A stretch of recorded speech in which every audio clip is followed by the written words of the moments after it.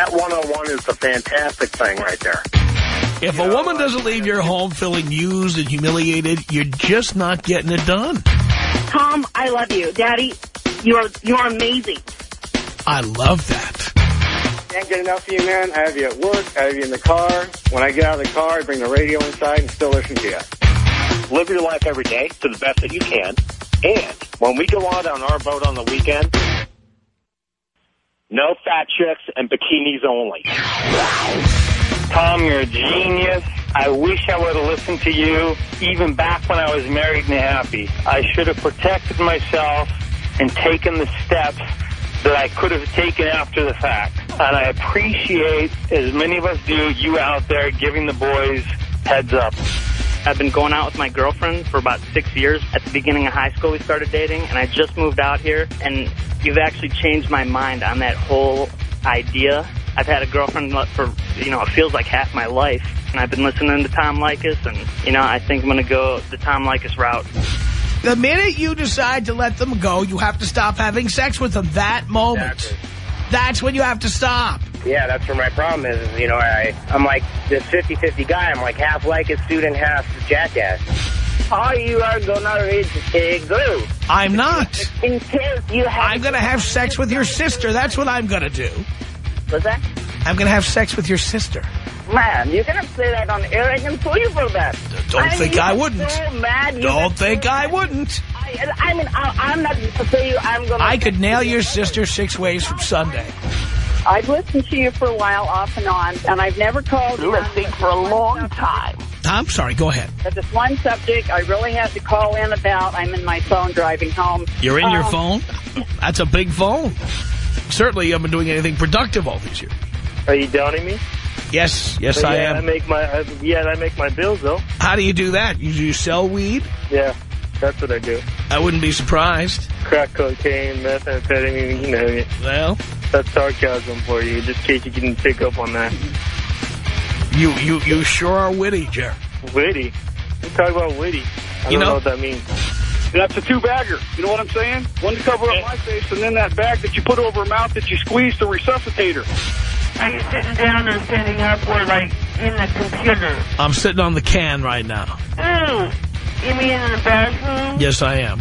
Do you pour a lot? Well, I'm here in the stall right now, as a matter of fact, Craig. Oh, my God, no, man. I'm picturing you gonna...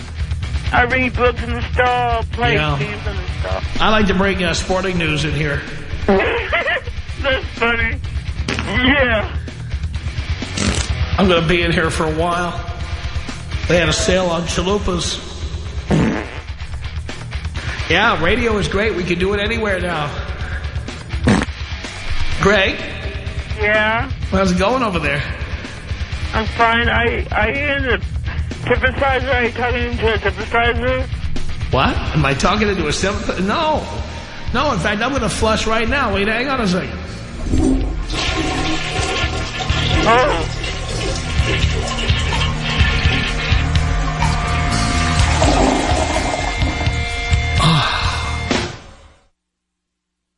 Okay, I'm done. That's weird. You're doing it with yourself. How do you do that?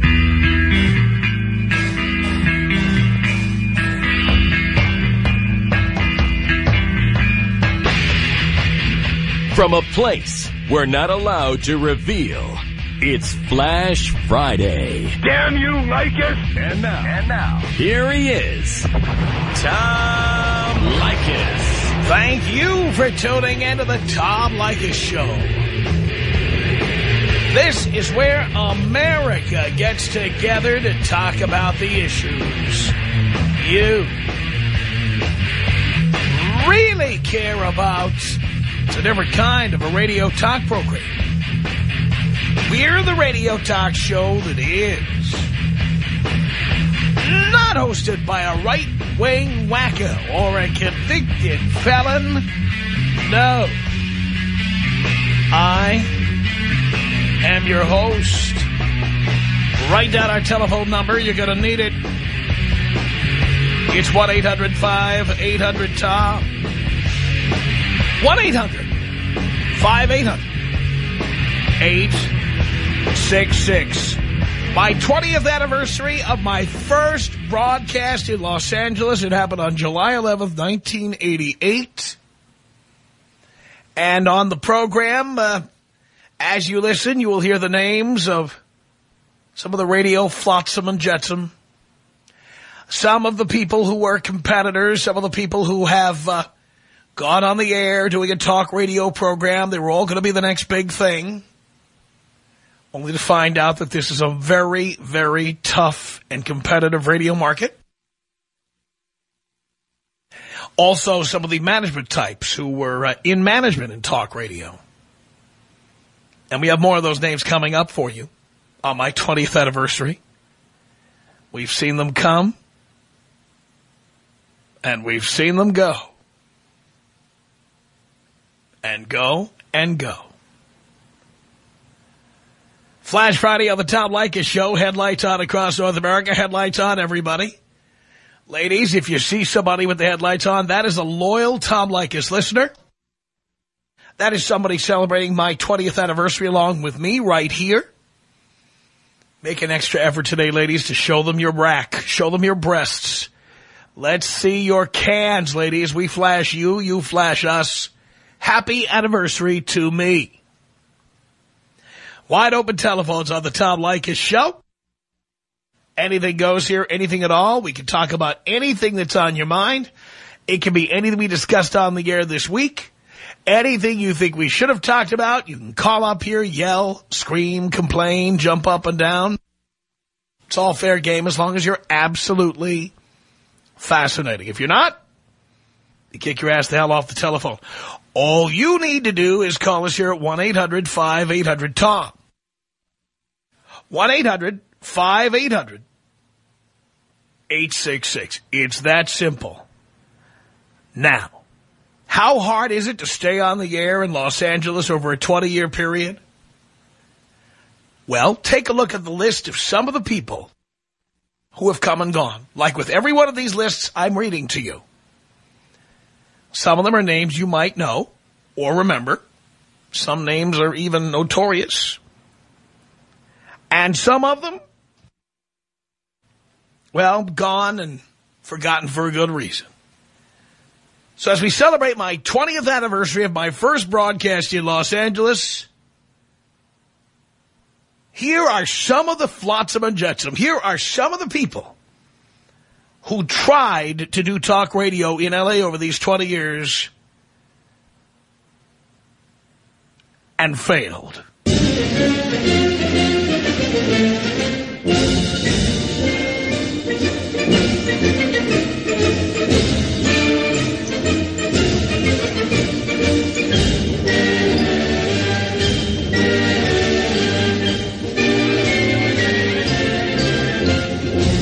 Jamie White, Matt Drudge, Michael Baisden, Christopher Bartlett, Mother Love, George Oliver, Ricky Rackman, Larry Wax, Eric Von Hassler, Cato, Caleb, somebody called Vox the Rock and Roll Psychic, Chuck Woolery, Jim Daniels, Doug Steckler, Brian Whitless, Perry Michael Simon, Jay Clark, Walter Sabo, Scott Farrell, the Poor Man, Phil Hendrix. He was half man and half anaconda, he said. The nasty man. Now he's 100% unemployed in L.A. Yes. Jonathan Brandmeier. And who could forget Gabardini? The Grease Man. Just some of the names of some of the people who thought they could, as my agent once said, get over the footlights. People who thought they could succeed in the talk radio business in Los Angeles. Where are they now?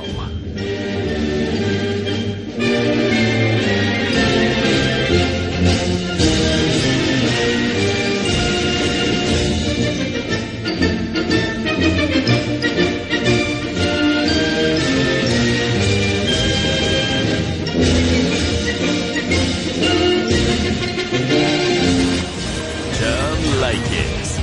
1-800-5800-TOM. 1-800-5800-866. Hey, I just got flashed, man. Is that so? Tell us what you saw. Oh, man, it's a huge pair of boobs just hanging out there, man. What'd she look like? Oh, she was hot. Real Really? hot. I mean, she wasn't a dog. She was hot. Huge boobs. How old do you think she was? I think she was like in her early 20s, man. She gave me the thrill of it the other day. I'll tell you that. It's Flash Friday on the Tom Leykis Show. Yeah, the Tom Leykis Show. 1-800-5800-TOM. My 20th anniversary of my first broadcast in Los Angeles. Let's say hello here to John on the Tom Leykis Show. Hey, Tom. John. Hey, you missed a couple names, buddy. Well, don't be so sure, because I'm doing some every hour. There are so many names I know. that you can't get them all in 1 hour. I can't maybe realize how long I've been listening to the station. Well, yeah. Susan Olsen was on for a while with and I forget her partner's name. Ken Ober. And what about this guy? The guy from Entertainment TV with the Adelman, David Adelman with the schnoz. He did the music show. Oh, Dave Adelson. Yes, yes. See, I've been trying to stick to the people who did weekday shows, because if you go to weekend shows, yes, you can make a format out of just naming all the people who once had a weekend show. Malibu Dan had a show. Was it? But it wasn't daily. No, it was on at like 3 o'clock on Saturday nights, I think. Right. Now, we're sticking to the full-timers. All right, good. Just because there'll be nothing left of my show if I mention the name of every single person. Yes. These are, by the way, all of the people I have named were full-time employees, either hosts or management. Well, including one person on there who said that in 1996, he said I'm no good anymore, and that I lost it, was that the and that I would, this was a management person named Al Brady Law. He said that I would never be successful in L.A. again, and that's why he took my show off a god-awful radio station called 710 Talk. Yes, I remember that. Back in 1996. He took my show off. Lied to me and said that they were negotiating to renew the show. I found out through the back door they were negotiating with one Michael Reagan to replace me. Oh. And then when I confronted him about that, he said, well, you're no good anymore. By the way, speaking of people who are no good anymore, who's still working in L.A., Al, and who isn't? Hey, I used to listen to Johnny B., and I used to actually have a good show, I thought. Jonathan Brandmeier is a very talented radio professional. I think the world of him, both professionally and personally. I think in his particular case, he had a show that was so successful in Chicago for so many years, and he was on in both cities for much of the time he was on in L.A., and I think he was afraid to in any way adapt the show to Los Angeles, even though he lived in Malibu. And I understand. You know what? I understand where he was coming from in that, you know, but the day Harry Carey, the announcer of the Chicago Cubs, died, he did 3 hours on that. Yeah. The last time Michael Jordan won a championship with the Chicago Bulls in 1998, he was on the radio in Chicago and Los Angeles at the same time playing "We Are the Champions." Oh boy. And, you know, stuff like that, I understand that if you're going to succeed in Chicago, you got to kiss the ring. You got to. You've got to bow at the altar of Chicago. And by the way, if you want to live in Chicago and work in radio, I can think of few places where people are more appreciative of great local radio than Chicago. Fantastic. Okay. The problem was that Johnny wanted to be successful in L.A. also, but he didn't want to alienate the Chicago audience. I think that's an impossible task to do both. Yeah, well, he went back there, too, didn't he, I think? I think he's back there. Yeah, Johnny is on the air now at the Loop in Chicago, as he was years ago, and is phenomenally successful. And I wish him nothing but good things. And by the way, even though his show, ratings-wise, didn't do what it needed to do in L.A., he, just because of his name and reputation, brought so many great advertisers to the radio station who had never been here before. Budweiser, McDonald's, I mean, the list is long. And we owe him a big debt of gratitude for what he brought to us when he was with us. So I'll never diss Jonathan Brandmeier. I think he's great. Yeah, he put a lot of work into that show. Hey, Tom, I'd like to request a takeout. All right. I don't know if it's too late. I want to be taken out Bonnie Lee Bakley style with a gunshot followed by a crying baby. Well, that is a little blast from the past in more ways than one. Let's see, Art, do we have Bonnie Lee Bakley style there?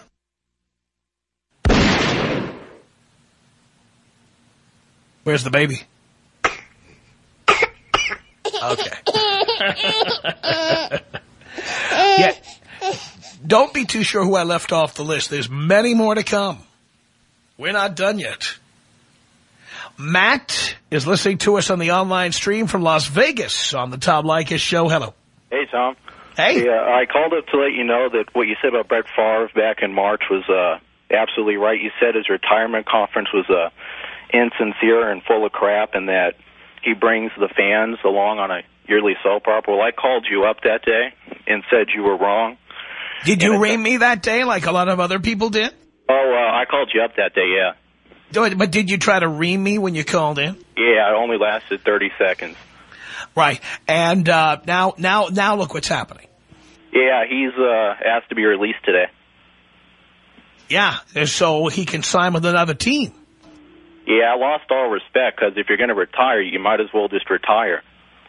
He's a drama queen. Yeah, Brett Favre is a drama queen. I said it at the time. I took a lot of crap for it, but I was right. Yeah, as always. Don't forget that, Matt. Yeah.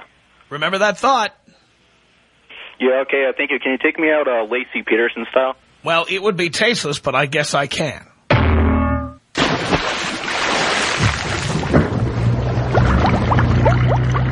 Emmer. Hey. Emmer. Emmer, Mitchell, 1-800-5800-TOM. That's our telephone number. Let's say hello here to... look at these calls. Let's say hello here to Matt on the Tom Leykis Show on our 20th anniversary on the air in Los Angeles. Hello. Hello, Tom, and happy 20th anniversary. Thank you, Matt. You know, I've been listening to you for 7 years now. I first heard you when I was driving through the state of Washington in a big rig. Now, what I'd like to know, Tom, is you've been on 20 years in L.A. What sort of topics were you discussing then? Because I'll tell you a little story, Tom. When I was dating in L.A., at first, I'd been dating for only a short time. I think some of the gals I were dating were employing some of your Leykis 101 techniques on me. And thinking back, I'm wondering if you were teaching those techniques back then. No, back then I was on an AM radio station whose audience is old, and so you had to do a different kind of show. And so our show did talk about the news, and it talked about current events more than we do now. And it was political, which it is generally not now. And it was more geared to an older AM audience. Oh, okay. Well, I feel a little bit better somehow, Tom. And you can take me out African tribal style, please. I certainly can.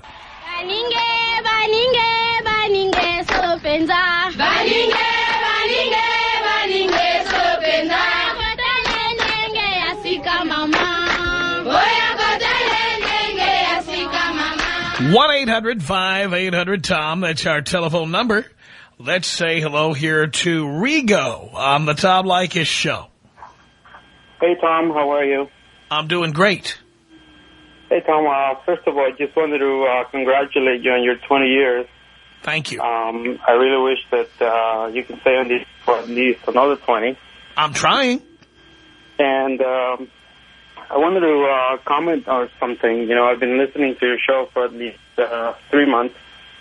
And every Friday I turn my headlights on, but no luck yet. Nobody's flashing. Well, but you got to understand, we tell you that you shouldn't be a whiner and call in if you haven't been flashed yet. Some people turn their headlights on for 6 months, even a year, before they get a response. Some people aren't paying attention to what's right next to them. There are people who've been flashed and don't even know it. So we're not going to take calls from people who have a complaint about not being flashed.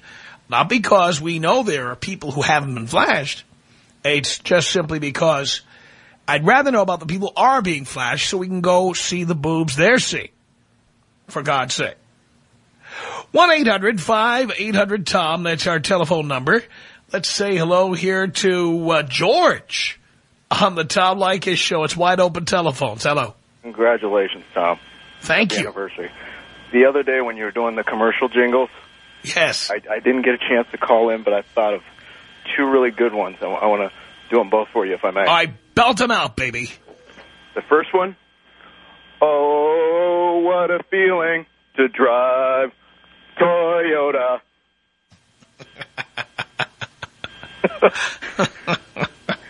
I don't even think they do that one anymore, but yes. Well, your listeners that were born in the 80s probably wouldn't remember. But the other one, in the spirit of the credit crisis now? Yes. MasterCard International. So worldly, so welcome. So worldly, so welcome. MasterCard International. I love that. Hey, would you take me out, Tom, with a Phoenix helicopter crash? Oh, that is the most tasteless thing people ask for, George. This may be the end of this thing. Well, he's taking off running. Okay, now it's a foot chase. Okay, now he's jumped into another vehicle. Okay. All right, they're closing in. Looks like they've... Oh, We're going to pull out. We don't know what has just happened right there. Wow. Tasteless. 1-800-5800-TOM. That's our telephone number. Mike of the Tom Leykis Show. Hello. Oh, God, Tom, great to talk to you. My brother passed away about 5 years ago. Loved you. I wanted to say, I listened to you when I was 24. You were on KFI, and I believe you did afternoons, 3 o'clock? Yes. Or 4, and you did political stuff. But you used to ream the politicians, and I loved it then. I'm 45 now, and I'm in L.A., but I live in Kern County, and I can get you there. You've done an incredible job. I remember that you had Steve Schimmel on your show years ago, and he told a joke about a dentist. You were brand new to 97.1, and he told a joke about a dentist, and he says, and it was hilarious. And you had just started there, and they were kind of trying you out. Fantastic, Tom. Thank you. Thank you so much. Been there the whole time, man. I really appreciate it, Mike. Thank you for the call. 1-800-5800-TOM. Flash Friday. It's my 20th anniversary since my first broadcast in Los Angeles, and I'm just really enjoying being here for this program. Keith on the Tom Leykis Show. Hello. Tom, how you doing? Doing great. Happy anniversary. Thank you. I just got my first flash. Where? Inglewood in the 405. They're in a red Mustang. Two girls, one driving and one flashing like crazy. What do they look like? Hot, hot. Really? How old? Oh, yeah. Nice and blonde, natural. I'd say a nice D cup. And how old do you think they are? They got to be 24, 25. Oh, I love that. Very sweet.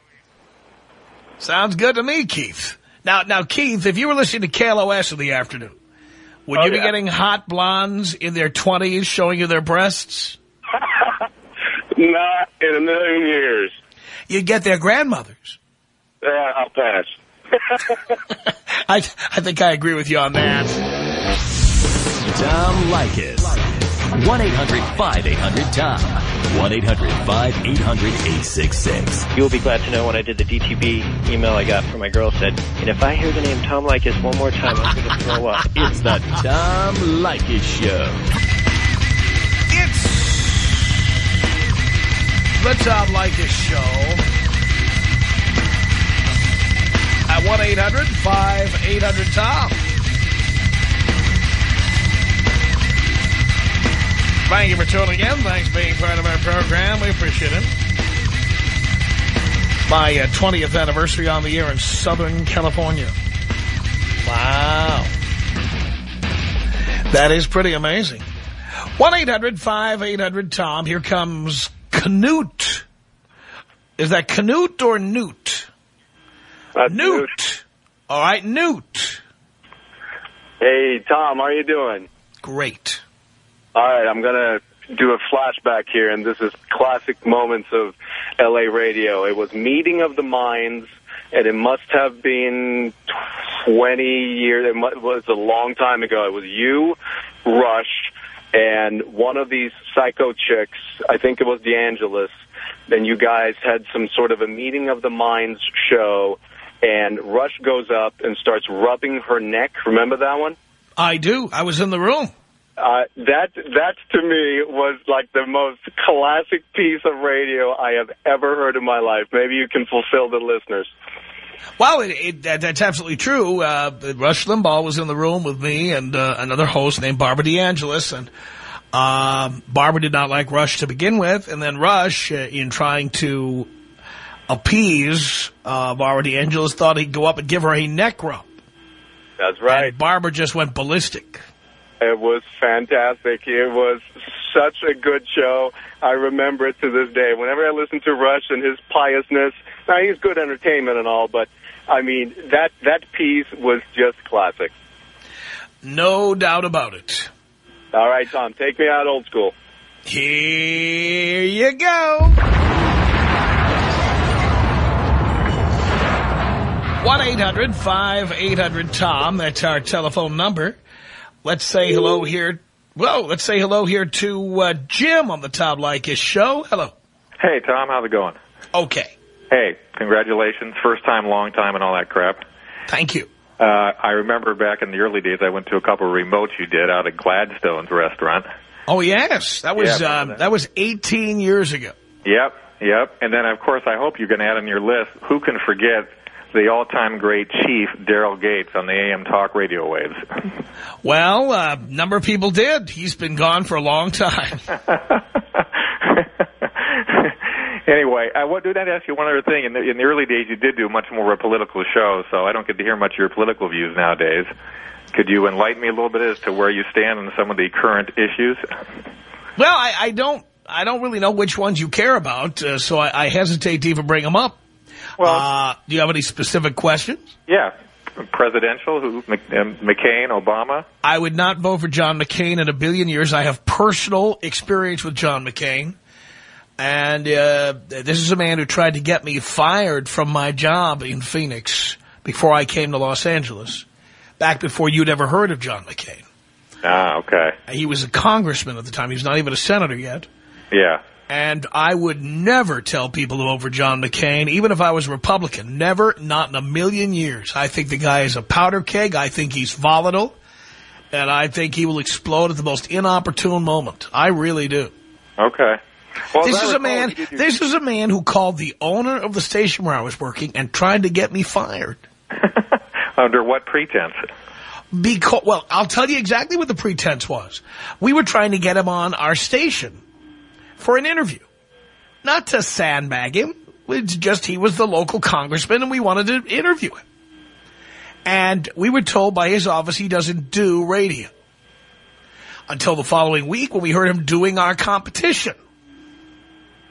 So I went on the air and told everybody that John McCain lied and said he doesn't do radio, and then went ahead and appeared on our competing radio station.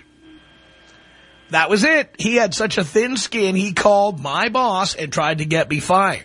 Wow. Now, I didn't lie. He could have sued me if I didn't tell the truth. I told the truth. He didn't want me telling the truth. I'll never endorse somebody like that. I don't care what his politics are. Yeah. I don't care if he was a hostage for 100 years. I couldn't care less. This is a vindictive bastard who I would have nothing to do with. I would never in a million, billion, trillion years, even if he had the best ideas, was the biggest maverick in the world, would never endorse him in any way. Well, Tom, don't sugarcoat it there now. Tell me how you really feel. That's my deal. Congratulations, and look forward to hearing you for another 20 years. Well, thank you so much, Jim. I appreciate that call. Let's go to Caesar on the Tom Leykis show. Hello. Hello, Tom. Hello, Caesar. How you doing, Tom? Congratulations. Great. Thank you. Tom, well, I was calling in regards to the jingles that you had last time. And I have two for you. All right. I have in and out. Yeah, no, you got to really, wait, you got to really belt it out. Sell it. In and out. In and out. That's all it's burgers all about. I forgot the last part, Tom. And I got one more that, I don't know why your listeners didn't call in. Meow, meow, meow, meow, meow, meow, meow, meow, meow, meow, meow, meow, meow, meow, meow, meow, meow, meow, meow, meow. That's the number one, Tom. Somebody did call that one in, actually. Oh, really? I didn't hear that. Yeah, they did. Oh, okay. Well, that's all I wanted to say, Tom. Well, thank you. I appreciate the call. Let's say hello to Mark on my 20th anniversary in Los Angeles on the Tom Leykis show. Hello. Tom Leykis, what it be like? Happy anniversary. Thank you, Mark. All right, Tom, I just want to say I am out of your demographic because I'm about your age, and we both grew up listening to New York radio, and I'm going to mention a name that probably nobody's ever mentioned to you on your radio show before. You probably haven't thought of for a while, but do you remember Gary Stevens? Of course. Good guy, the good guy, WMCA good guys, but he was... Gary Stevens was a disc jockey at WMCA and was not there very long. He was there about a year and a half. Is that all? It seemed like I listened to him forever in my childhood. No. But he was funny, wasn't he? Well, he was really. I heard his first show, and when I was 9 years old, and I was very, very impressed by his work. And he later became. He later moved to Phoenix, where he became a program director. Oh, so he got out of the on-air part of it. And then he ultimately became a radio executive with a now defunct company called Doubleday Broadcasting. Oh, okay. So that's what he was wild. But anyway, how about speaking of New York? How about a New York jingle you probably haven't heard for a while? My beer is Rheingold, the dry beer. Ask for Rheingold whenever you buy beer. I don't remember the rest of it, but well, they kept changing it over the years. Okay. So I don't know. I don't know what the lyrics were myself, because the lyrics were always changing depending on what their ad campaign was. By the way, Rheingold beer, which was one of the regional beers in New York when I was a kid, it had gone out of business. And about 5 years ago, somebody bought the rights to the recipe and the name Rheingold and brought it back as a microbrew in New York with the original logo. Is that right? So it's still in business? Oh, right. Well, it's back in business. Back in business, right. What about Schaefer? Are they still around? We talked about Schaefer beer the other day because they also had a jingle. Yeah, I can't remember what that one was. Right? Well, the Schaefer jingle, I think we have a tape of somebody singing the Schaefer jingle, and the Schaefer jingle was in the politically incorrect days before the DUI laws were strengthened. What, have one for the road or what? No, well, my dad used to do that with Schaefer. He used to pick up a couple of Sixers on the way home at the bodega. And then he used to have the can opener. His wingman in the carpool would be manning the can opener. Oh, yeah. I used to work for a guy, and he'd say, well, what are you doing this weekend? I'd say, tonight I'm going to do some road drinking. That's what they would do. They would drink these cans of Schaefer, and then when they were empty, they'd toss the empty beer cans out onto the Long Island Expressway. Oh, of course. The LIE, right. Do we have that Schaefer jingle, Art, by any chance?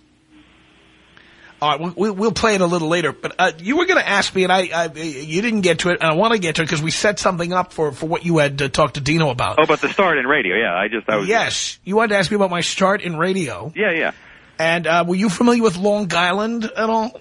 Well, I used to listen to, it's funny you should ask, I haven't thought of this for years, I used to listen to a station called WCWP, which is out of C.W. Post College. Yes. I don't know if you remember that, but that was... Well, I remember it. I didn't go to C.W. Post College, so I could get it in Jersey, and they had some pretty good programming on that station, actually.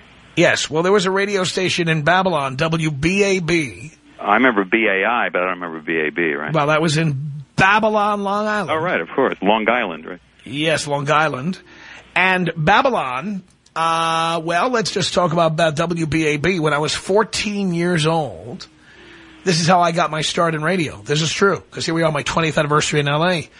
But when I was 14 years old and I was a radio listener, I didn't really care about working in radio. I loved music. And like everybody who's 14 years old, later you learn the sad truth about how radio works, and, you know, you go behind the curtain with the Wizard of Oz and it's all over, you know. But right. When you're a kid, you have these idealistic ideas. Art, I didn't mean that for you. No, I did. Yeah, I had this idealistic idea that, you know, the only reason they're playing lousy music on the radio is because at the epicenter of youth culture, being 14 and in the 9th grade, I know what's hot.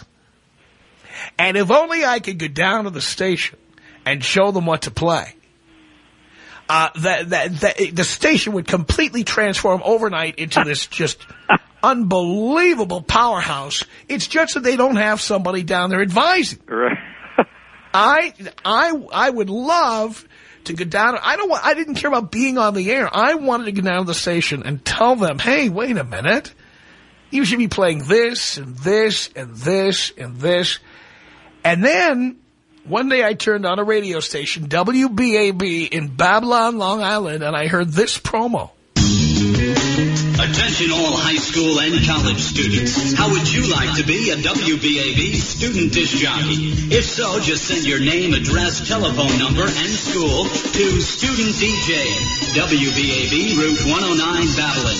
And who knows, you could be appearing live over the happening sound of BAB. Right, Student DJ, WBAB Route 109 Babylon. Oh, my God, I was so excited. I heard that, and that was a call to action. Wow. I immediately sat down, and I wrote a letter, and it was, I don't know if you saw the movie A Christmas Story with Gene Shepard. Oh, I used to listen to Gene Shepard on whatever station he was on. And, you know, when he wrote the letter to Little Orphan Annie to get the Dakota ring, and he wrote this really eloquent letter. I wrote this letter. I thought this was the greatest letter ever written about music, and essentially it was me telling the radio station that I had some great ideas for them on what to do and how to improve their sound, and I was ready to come down and offer them, and all they had to do was pick me for that student disc jockey position. Did you get it? I got it. Oh, my God. And it was an on-air position? Well, it was an on-air position, although my parents who had to drive me down there, you know, my mother was like, honey, I don't want you to be disappointed when you go to the station. You know, they're probably just going to give you like a tour and, you know, maybe like a keychain or something. You might not actually go on the air. I just don't want you to be let down. I said, no, Mom, they're putting me on the air. Well, lo and behold, my parents did not believe I was going on the air, so they stayed in the car in the rain with the radio with the radio on and the engine running, figuring I'd be back out in 10 minutes.